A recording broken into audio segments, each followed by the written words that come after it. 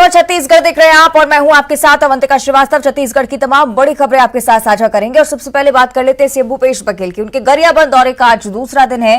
बिंद्रा नवागढ़ विधानसभा क्षेत्र में भेंट मुलाकात का कार्यक्रम आज। कलेश्वर धाम मंदिर में भी सीएम पहुंचेंगे, पूजन अर्चन करेंगे। राज्य में सीएम अधिकारियों के साथ एक समीक्षा बैठक करेंगे। साथ ही साथ साहू संघ के शपथ ग्रहण समारोह में भी सीएम शामिल होने वाले हैं। तो गरियाबंद में ही सीएम भूपेश बघेल रात्रि विश्राम करेंगे।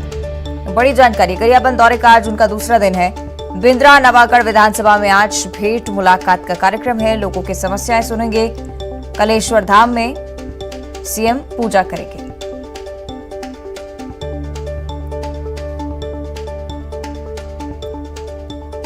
तो साहू संघ के शपथ ग्रहण समारोह में भी सीएम शिरकत करने वाले हैं। साथ ही साथ गरियाबंद में ही सीएम रात्रि विश्राम करेंगे। और इधर कांकेर के भानु प्रतापपुर उपचुनाव में करीब 72% मतदान हुआ है। 7 उम्मीदवारों की किस्मत ईवीएम में कैद हो चुकी है। पीजी कॉलेज में स्ट्रांग रूम बनाया गया है। चुनाव के नतीजे 8 दिसंबर को सामने आएंगे और वोटों की गिनती के लिए प्रशासन ने तैयारियां शुरू कर दी हैं। इसके लिए 3 लेयर सिक्योरिटी भी रहने वाली है।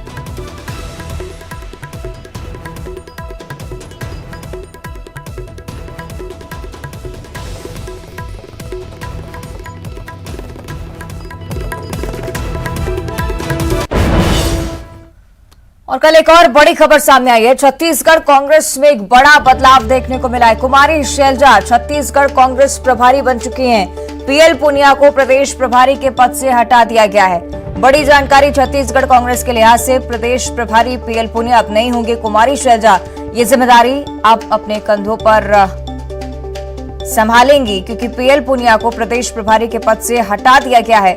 कुमारी शैलजा छत्तीसगढ़ कांग्रेस प्रभारी बनाई गई है।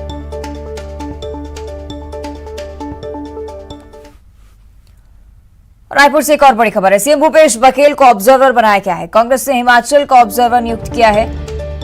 सीएम भूपेश बघेल को कांग्रेस को हिमाचल प्रदेश में जीत की उम्मीद है और इसलिए सीएम भूपेश बघेल की सक्रियता हिमाचल प्रदेश में अब और ज्यादा बढ़ने वाली है। ऑब्जर्वर नियुक्त किए गए हैं सीएम भूपेश बघेल हिमाचल प्रदेश के लिए।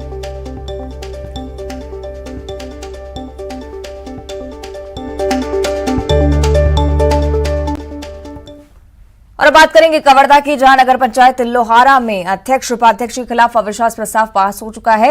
नगर पंचायत में कांग्रेस का अध्यक्ष था, जिसे पद गंवाना पड़ा है। कांग्रेस के ही नाराज 3 पार्षदों ने बीजेपी के 7 पार्षदों के साथ मिलकर अविश्वास प्रस्ताव लाया था, जिसमें उनकी जीत हो गई है। अविश्वास प्रस्ताव के पक्ष में 10 वोट पड़े, जबकि बचाव में 5 वोट ही पड़ पाए और इस तरह से उषा श्रीवास्तव को अध्यक्ष की और आभा श्रीवास्तव को उपाध्यक्ष की कुर्सी गंवानी पड़ी।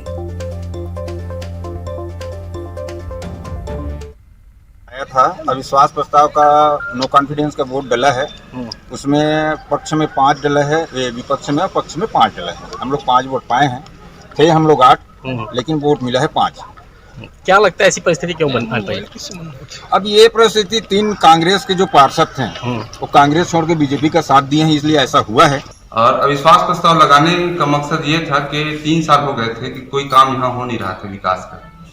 लगातार जनता हमसे सवाल पूछ रही थी, वार्डों में कोई काम हो नहीं रहा है और अध्यक्ष उपाध्यक्ष अपने सत्ता के कुर्सी के उसमें मस्त थे।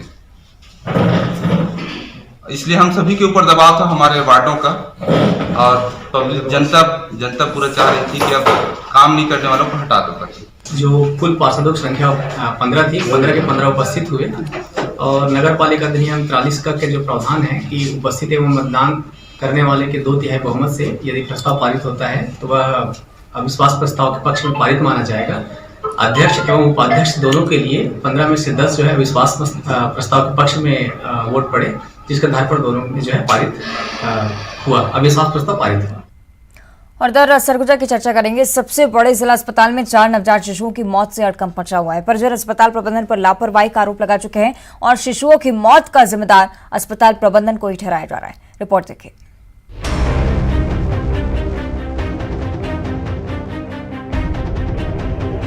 अंबिकापुर का 100 बिस्तरों का मातृ शिशु अस्पताल। इस अस्पताल में गंभीर स्थिति में नवजात शिशुओं को भर्ती किया गया था, लेकिन अस्पताल ही इन मासूमों का काल बन गया। अस्पताल में भर्ती 4 शिशुओं की मौत हो गई। इनके परिजनों का कहना है कि रात के समय बिजली गुल हो गई थी। जिससे एसएनसीयू वेंटिलेटर बंद हुआ और वेंटिलेटर बंद होने से शिशुओं की मौत हो गई। रात में वही 11-12 बजे रात में लाइट गोल हुआ, उसके बाद भोर में आए 3 बजे, फिर उतना तक पूरा अंधेला था, फिर रोने गाने किए, बहुत परेशानी हुए। लड़का लोग तो बहुत इधर उधर हुए और जो भी घटना हुआ लाइट का ही कारण, काहे कि लाइट नहीं था, इसके कारण मतलब लड़का लोग को ऐसा हुआ। ऑक्सीजन ले नहीं पा रहा था, अब लाइट गोल हो गया, फिर कहाँ से लेगा ऑक्सीजन। रात के लाइट गोल हो गया था, कोई बोल रहे हैं कि बच्चे 3 ठो डेथ हो गए हैं। मेरे को भी डाउट लग रहा है कि मेरा बच्चा, डॉक्टर लोग नहीं बता रहे हैं कि किसका बच्चा डेथ हुआ है, इसे अंदर जाने को मना कर रहे हैं। इस घटना के बाद कलेक्टर मेडिकल कॉलेज अस्पताल के डीन अस्पताल पहुंचे और स्वास्थ्य अधिकारियों के साथ बैठक की। कलेक्टर ने पावर कट होने की वजह से शिशुओं की मौत होने की बात से इनकार कर दिया। एसएनसीयू में जो है 4 बच्चों का जो मामला आया है वो 5:30 से लेके और 8:30 बजे तक 4 बच्चों की मृत्यु हुई है। उसमें बिल्कुल सही है वो, और उसमें जो बच्चे थे वो क्रिटिकल कंडीशन में थे, और उसको डीन साहब और अच्छे से बताएंगे। और हम लोगों ने बातचीत की, इलेक्ट्रीशियन से बात की, जो doctor on duty doctor Gauri थे उनसे भी बात की है, और हमने जानने का प्रयास किया कि क्या उस समय क्या प्रॉब्लम आई थी और क्यों ये समस्या आई। तो ये बिल्कुल क्लियर है कि बिजली के फ्लक्चुएशन से या बिजली की प्रॉब्लम से वेंटिलेटर बंद हो गया या वार्मर्स नहीं चले, ये बिल्कुल गलत है। जिला अस्पताल में शिशुओं की मौत मामले को लेकर बीजेपी ने मोर्चा खोला। बीजेपी के प्रदेश प्रवक्ता अनुराग सिंह देव और बीजेपी कार्यकर्ताओं ने प्रदर्शन किया। इन्होंने स्वास्थ्य मंत्री टीएस सिंहदेव के इस्तीफे की मांग की। मुझे लगता है कि एक गंभीर परिस्थितियां छत्तीसगढ़ में और ख़ास तौर पर अंबिकापुर में निर्मित है। अस्पताल प्रबंधन की और सरकार की लापरवाही चरम पर है। जानकारी के अनुसार जनरेटर और लाइट्स यहाँ पर बंद हो गई थी और एक लिमिटेड टाइम तक वेंटिलेटर का बैकअप रहता है, निर्धारित समय तक। और ठंड का मौसम है, ठंड सरगुजा में ज़्यादा रहती थी। बच्चे कार्डियक पेशेंट भी हैं बताए जा रहे थे। उस समय कार्डियक पेशेंट रहने के बाद उनको जिस तरीके का ठंड से बचाने के लिए जो इलेक्ट्रिसिटी बैकअप की आवश्यकता थी वो वहाँ पर संभवतः उपलब्ध नहीं था। किंतु लीपापोती करने का काम प्रशासन के द्वारा किया जा रहा है। इस मामले में स्वास्थ्य मंत्री टीएस सिंहदेव ने संज्ञान लिया है और स्वास्थ्य सचिव को जांच के निर्देश दिए गए हैं। उनका कहना है कि शिशुओं को स्वास्थ्य व्यवस्था में कहीं कोई दिक्कत नहीं थी। हालांकि टीएस सिंहदेव ने मामले में जांच के बाद दोषियों के खिलाफ कार्रवाई की बात जरूर की। वे लगभग 5, 5:30 से 8:30 के बीच में हुई है। 2 बच्चे वेंटिलेटर में थे, 2 बच्चे वार्ड में थे और बहुत नाजुक स्थिति में ये बच्चे रहते हैं। कोई अंडरवेट है, किसी का हार्ट का ट्रबल था, किसी को कंजेनिटल एस्फिक्सिया था, जन्म के समय से ही था। और जो बात आ रही है बिजली की नहीं रहने के कारण ऐसा हुआ। एक ये बात आई है कि जो पैनल था उसमें शॉर्ट सर्किट हुआ। पहले 11 बजे उसको बनाया गया और दोबारा 1 बजे के आसपास उसको फिर से बनाया गया। दूसरा, जितने वेंटिलेटर बेड हैं ये सब में बैकअप फैसिलिटी है। जिस क्षण बिजली जाती है उस क्षण बैकअप चालू हो जाता है और वो अभी भी विद्यमान है। तो बिजली के जाने से वेंटिलेटर के पलंग पे बच्चे को कोई भी असुविधा नहीं हो सकती। तो ये भी एकदम स्पष्ट रूप से दिख रहा है। जिला अस्पताल में शिशुओं की मौत का मामला तूल पकड़ता जा रहा है। परिजन इंसाफ की गुहार लगा रही है। वहीं बीजेपी इस मामले में स्वास्थ्य मंत्री टीएस सिंहदेव से इस्तीफा मांग रही है, जबकि स्वास्थ्य मंत्री इस घटना को लेकर सफाई दे रही हैं। श्रवण कुमार महंत, न्यूज़ 18, अंबिकापुर। और अगली खबर भी अंबिकापुर से ही है। दुकान में एक भीषण आग लग गई है। आपको बता दें कि दोना पत्तल की थोक दुकान में आग लगी है। बसंत टॉकीज के सामने दुकान में आग लगी। कड़ी मशक्कत के बाद आग पर काबू पाया गया है। नजदीकी शादी घर की आतिशबाजी इसके पीछे का कारण बताया जा रहा है। हालांकि जांच लगातार की जा रही है इस घटना की। लेकिन तस्वीरें देखिए अंबिकापुर की दोना पत्तल की थोक दुकान में भीषण आग लगी है। सही कि श्रवण हमारे साथ फोन लाइन पर जुड़ रहे हैं। श्रवण, क्या हुआ इस आग के दौरान, कैसे पूरी आग लगी?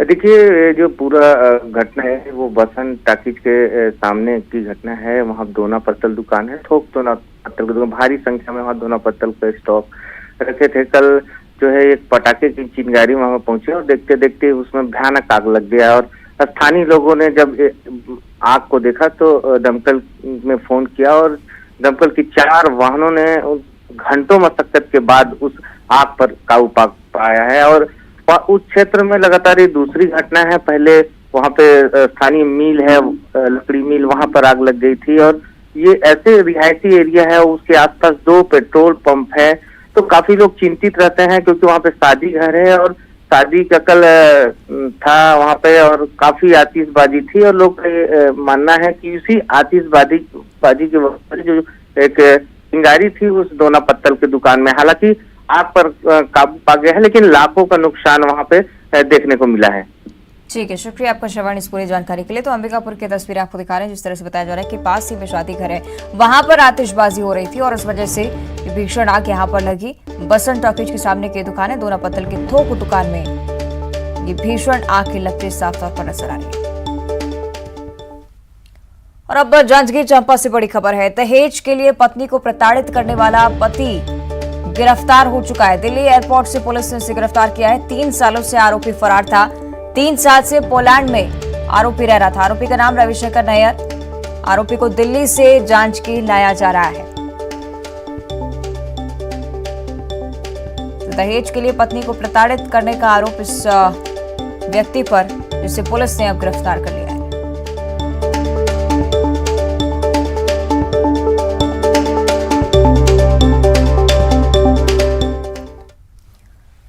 और रायपुर से एक और बड़ी खबर है। बाल आश्रम में नाबालिग से दुष्कर्म का मामला सामने आया है। आरोपी का डीएनए नाबालिग से मैच भी हो चुका है। साथ ही साथ आरोपी आदित्य खांडे का डीएनए जब मैच हुआ तो एक अन्य आरोपी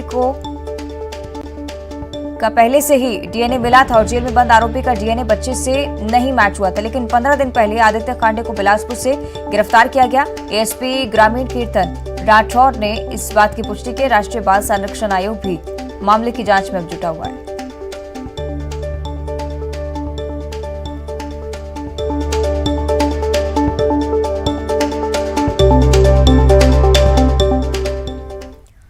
और जशपुर जिला जेल से पुलिस की आंखों में धूल झोंककर 2 कैदी फरार हो गए। दोनों कैदी बलात्कार और हत्या के मामले में विचाराधीन कैदी थे और कैदियों के भागने की खबर के बाद जेल प्रशासन में हड़कंप मच चुका है। बताया जा रहा है कि इन दोनों कैदियों की खाना बनाने की ड्यूटी लगाई गई थी। दोनों शौच का बहाना बनाकर जेल की दीवार फांदकर फरार हो गए। कैदियों की तलाश की जा रही है।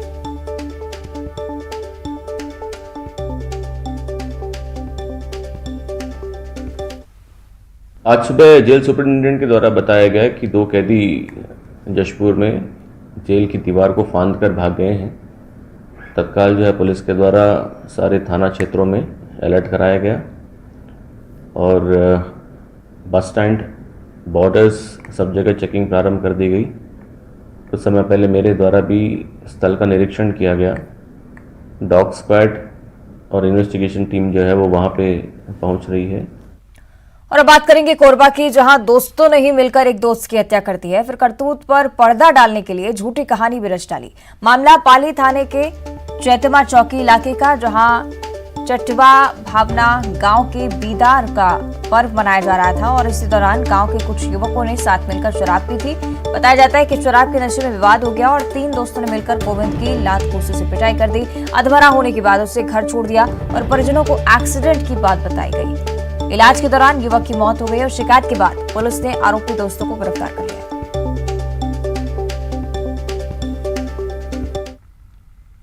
2 दिसंबर को विदर का कार्यक्रम था, जिसमें देवालय में सभी गांव के लोग वहां नाच गान करने के लिए गए थे।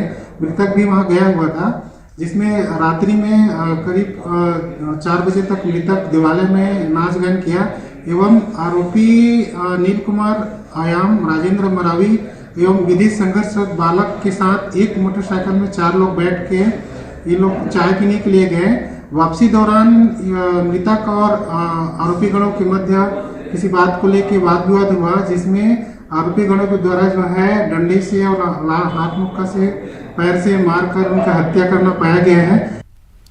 और अब बात करेंगे बलौदा बाजार की, जहां सैकड़ों महिलाएं कलेक्टर और एसपी दफ्तर पहुंच गईं और महिलाओं ने अधिकारियों को ज्ञापन सौंपकर बढ़ रहे अवैध शराब कारोबार पर प्रतिबंध लगाने की मांग की। उनका कहना था कि इन दिनों महुआ शराब बनाने और बेचने वालों की तादाद काफी बढ़ गई है। नशे की जद में नाबालिग बच्चे भी आ रहे हैं। समाज पर इसका बुरा प्रभाव भी पड़ रहा है, जिस पर तत्काल प्रतिबंध लगना चाहिए। कार्रवाई नहीं होने पर महिलाओं ने आंदोलन की भी चेतावनी दी है।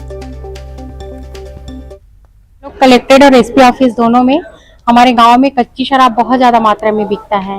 मतलब हमारे गांव में 60% लोगों का जीविकोपार्जन का साधन कच्चा शराब बनाना, और जो शराब बनाते हैं उसमें भारी मात्रा में केमिकल रहता है, जिससे कम उम्र के युवा लोग ग्रसित है और बहुत जल्दी उन लोगों का तबीयत खराब हो रहा है और खत्म हो जा रहे हैं।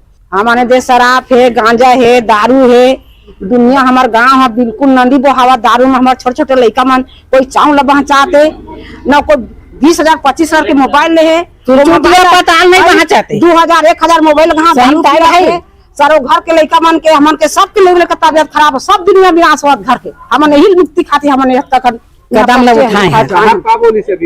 अब 7 दवाई मानी जा रही है। कुछ महिलाएं मिलने आई थी, उनके द्वारा अवगत कराया गया कि कहरोद में अवैध रूप से कुछ लोगों के द्वारा शराब बनाई जा रही है और इसको गंभीरता से लेते हुए एक्साइज विभाग को हमने तत्काल निर्देशित किया है। समय सीमा पर उसमें विरुद्ध कार्रवाई होगी। और राजनांदगांव की भी बात करेंगे, जहां शहर में पुलिस ने मोटरसाइकिल गश्त की है। आपको बता दें कि अपराधियों पर अंकुश लगाने की पुलिस की मुहिम लगातार जारी है। 3 थाने के टीआई, एएसपी, सीएसपी सहित जवानों का गश्त देखने को यहाँ पर मिला है। शहर के चौक चौराहों और दूसरी जगहों पर भी पुलिस गश्त लगाती दिखी।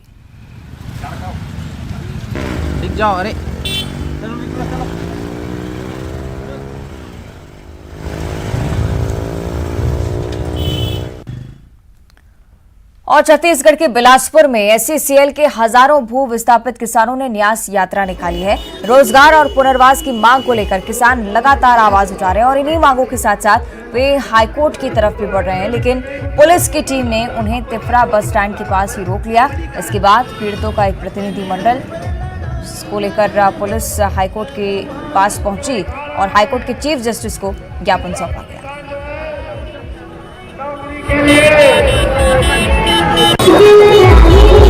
और हम लोग पिछले 60 सालों से देश और राज्य के विकास के लिए अपनी कुर्बानी दिए चले जा रहे हैं। जो किसान हैं उनके जो रोजगार, बसाहट और मुआवजा की मांग को लेकर लंबे समय से हम वहाँ पे लंबे अरसे से लड़ाई लड़ रहे हैं। ना तो जिला प्रशासन हमारी बातों को सुन रही है, ना तो हमारा एससीसीएल प्रबंधन सुन रहा है, बल्कि ये जो सरकारें जो हमारे राज्य और केंद्र की हैं वो भी किसान विरोधी नीतियां लाके हमारे जो रोजगार जो हर खाते में लगता था उसको भी खत्म कर दिया गया है। उनके एजेंडा में ना तो हमारी भूस्थापितों के लिए जो जमीन खोने वाले किसान हैं उनके लिए शिक्षा है, ना तो उनके लिए रोजगार है, ना तो उनके लिए बेहतर जिंदगी है। और इसके खिलाफ में हम लड़ते लड़ते थकने के बाद अंततः न्यायपालिका के शरण में जाने के लिए बाध्य हुए हैं। और हम धन्यवाद देने चाहेंगे हमारे मुख्य न्यायाधीश को और हाईकोर्ट को कि उन्होंने आज इतिहास में पहली बार किसी आंदोलन के ज्ञापन को या मांग पत्र को लेने के लिए हमें मौका दिया है। और कोरबा के वार्ड 31 को मंत्री जयसिंह अग्रवाल और सांसद ज्योत्सना महंत ने बड़ी सौगात दी है। जनप्रतिनिधियों ने यहां सामुदायिक भवन का लोकार्पण किया है। मंत्री ने कहा कि समाज के लोगों का उन्हें आशीर्वाद मिला है, उनकी भी कोशिश है कि लोगों की उम्मीदों पर खरा उतरा जाए। उनका मकसद है कि कोरबा को शहर का सबसे सुंदर शहर बनाया जाए। मैं उनसे करबद्ध निवेदन करना चाहूंगा, काम करना है कि इस भवन में मैंने खुद भाभी जी से निवेदन किया और भाभी जी भी पूछी मेरे से कि कितना पैसा देना है करके, तो मैंने कहा कि 10 लाख, बोले नहीं 10 कम हो जाएगा, तो उन्होंने खुद ही बोला कि कम से कम 20 लाख रुपए दूंगा। ठीक है। और उसके बाद मेरा विधायक फंड इस साल का खत्म हो चुका है, मार्च के बाद फिर आएगा। और उसके बाद अभी भाभी जी ने घोषणा कर दी है, उस फंड को ले लीजिए और कुछ न कुछ फंड मैं और आने वाले इस नए फाइनेंशियल ईयर में आप। और कोरबा से ही अगली खबर, राजस्व मंत्री जयसिंह अग्रवाल और सांसद ज्योत्सना महंत ने कृत्रिम हाथ और पैर लगाने की शिविर का शुभारंभ किया है। प्रियदर्शनी इंदिरा स्टेडियम में ये शिविर लगाया गया है और हाथ और पैर से दिव्यांग लोगों को कृत्रिम पैर लगाए जाते हैं। इस मौके पर जयसिंह अग्रवाल ने कहा कि मानवता से बड़ा कोई धर्म नहीं है, समाज के भले के लिए हमें ऐसे काम करते रहना चाहिए। और सूरजपुर से भी बड़ी खबर है, 6 शिक्षकों का वेतन रोका गया है। नोटिस का जवाब नहीं देने पर कार्रवाई की गई है। कलेक्टर निरीक्षण के दौरान स्कूल से शिक्षक गायब पाए गए थे। नोटिस जारी कर शिक्षकों से जवाब मांगा गया था और जिला शिक्षा अधिकारी ने अब इस कार्रवाई को अंजाम दिया है। 6 शिक्षकों का वेतन रोक दिया गया। और छत्तीसगढ़ वासियों को वंदे भारत ट्रेन का इंतजार खत्म होता नजर आ रहा है। बिलासपुर से नागपुर के बीच वंदे भारत ट्रेन चलाई जाएगी, जिसके लिए युद्ध स्तर पर तैयारियां की जा रही हैं। उम्मीद है कि 8 दिसंबर तक वंदे भारत ट्रेन का एक रैक चेन्नई से बिलासपुर तक पहुंच जाएगा।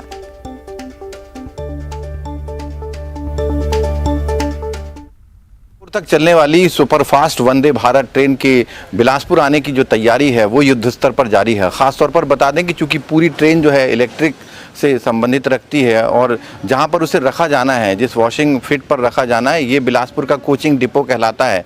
और यहां पर आमतौर पर जितनी भी गाड़ियां हैं उनका मेंटेनेंस होता है। 4 पिट हैं यहां पर, और जिस पिट पर हम इस वक्त आपको ये नज़ारा दिखा रहे हैं, न्यूज़ 18 सुपर एक्सक्लूसिव आपको तस्वीर जो दिखा रहा है, इसी ट्रैक पर जो सुपरफास्ट ट्रेन है वंदे भारत उसको लाया जाएगा और उसकी तैयारी है युद्ध स्तर पर जारी है। देख सकते हैं इलेक्ट्रिफिकेशन का काम हो रहा है, क्योंकि जैसा मैंने बताया कि यहाँ पर डीजल इंजन के जरिए ही कोचों को लाया जाता है और चूँकि पूरी की पूरी वंदे भारत जो ट्रेन है वो इलेक्ट्रिफिकेशन से संबंध रखती है और यही वजह है कि उस ट्रेन को यहाँ पर लाया जाना है। उस लिहाज से युद्ध स्तर पर तैयारियां हैं इलेक्ट्रिफिकेशन की, उस लाइन को इलेक्ट्रिफिकेशन से जो है आबाद किया जा रहा है ताकि वहाँ पर वंदे भारत ट्रेन को लाया जा सके और यहीं पर ट्रेन जो है मेंटेनेंस होगी। और अब देखिए 25 सेकंड में खबर।